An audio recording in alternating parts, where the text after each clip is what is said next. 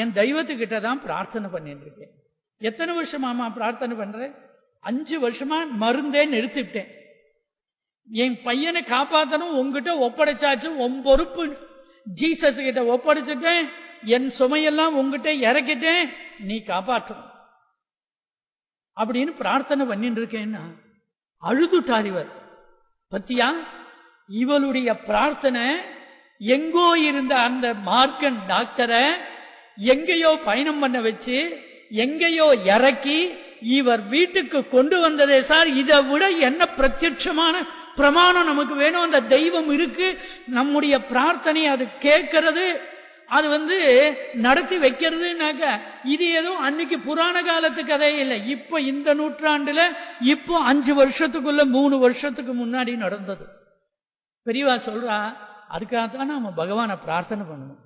அதனாலதான் நம்ம பெரியவா